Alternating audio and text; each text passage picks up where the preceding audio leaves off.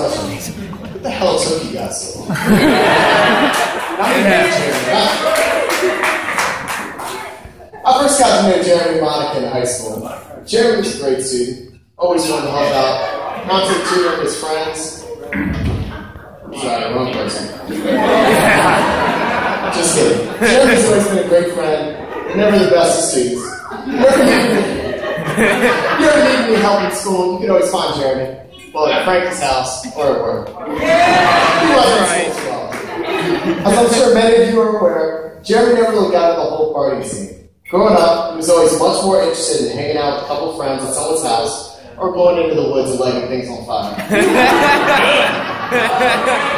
Or combining the two and lighting his friends on fire at someone else's house. If you ever woke up at Frankie's house on the couch and felt a burning sensation on your foot, chances are Jeremy's lighting your sock or whatever. Yeah, real talent for this. Then Monica came along. At first she was dating a mutual friend of theirs, but Jeremy quickly changed that. Monica and Jeremy immediately hit it off, and while both had very different hobbies and interests, they shared the same common interest of hanging out with friends. They both have always been good friends, always wanted to help anybody out. A couple of years ago. A couple of years ago, I actually had the pleasure of living with the two of them. It was an interesting time, to say the least. I'd be watching TV in the basement. They'd be upstairs arguing over whatever social issue popped up on whatever TV show they happened to be watching. They'd be yelling at each other. Monica would yell that Jeremy didn't know what he was talking about. Jeremy would quickly fall back on his go-to response of, "Be quiet." They would come bursting into the basement, demanding that I side with one of them. Don't tell them, I just took time. Took turns siding with one of them. You guys embarrassed yet? Yes. Just wait, there's one of the most memorable events that occurred while living with Jeremy and Monica was when Jeremy and I both wound up unemployed one summer.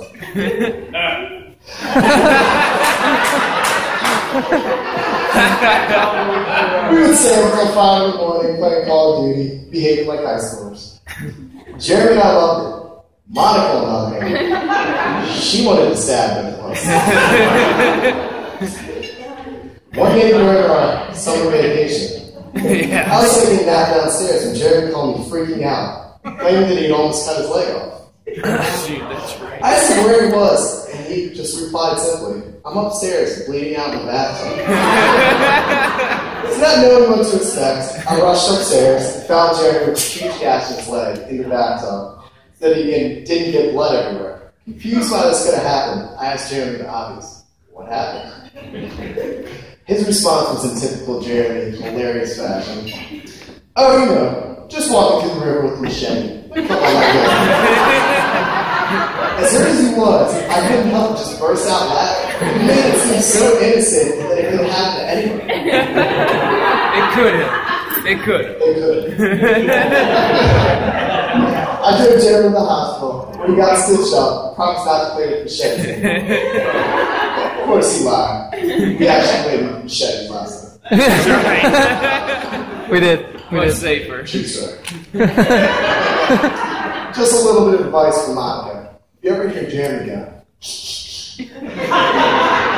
everybody here knows what I'm talking about. He's up to no good.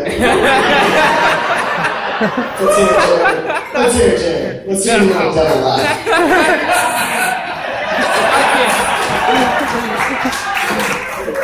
I'm almost done. For anyone who knows Jeremy, they're aware that Jeremy's always had a way with words. One of my favorite Jeremy stories was back in high school when we took a ski trip to Canada with about 400 other Howard County high schoolers. What could possibly go wrong? It was a wholesome group of kids. We only got stuck at customs for 12 hours. Made international news for the amount of contraband that was confiscated. I played it all in River Hill. When we arrived in Mount Tremblant, Canada, we all immediately hit the slopes to go skiing and snowboarding. However, as soon as night came, we all, of course, took advantage of Canadian drinking laws of 18. Only natural. Group of us were standing around the bar when a group of French girls walked in. They didn't speak a word of English. Of course, that didn't stop us from trying to hit on them. We were all talking to them, and one girl walked over to Jeremy. She started smiling and started saying something in French.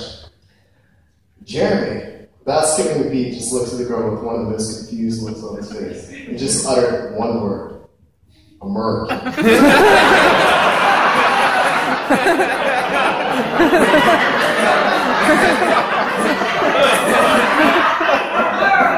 turned and walked away. The rest of us died laughing. Jeremy's American child is American pride. Even though I haven't heard them in years, growing up he was always infamous for blurting out the most awkwardly timed phrases. I can't do justice. Which he did very often. Don't ask. But one night. Do it, Nate. Do it. I didn't know. One night, Jeremy and Nathan. Hi, Nate.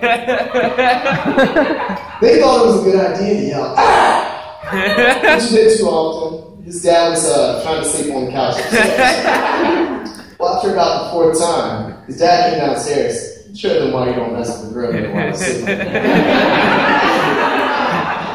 Needless to say, Jeremy found out the hard way that dads don't appreciate teenage pranks as much as the pranks. So now that all his family and friends know about a small fraction of the embarrassing yet hilarious moments of our adolescence, I'd like to switch gears a bit and make up some nice things to say about it. I'm just kidding. Please do. Jeremy's always been a true friend of me and many others, and I feel honored to have been asked to play a significant role in his engagement, bachelor party, and wedding. Man, it almost feels like I'm married. Jeremy, you are one lucky man, and I wish you and Monica all the best, and for a long and happy marriage. I'll always be there for you guys, especially if you need me to settle another debate. Thank you, Teddy. Guys, here's Jeremy.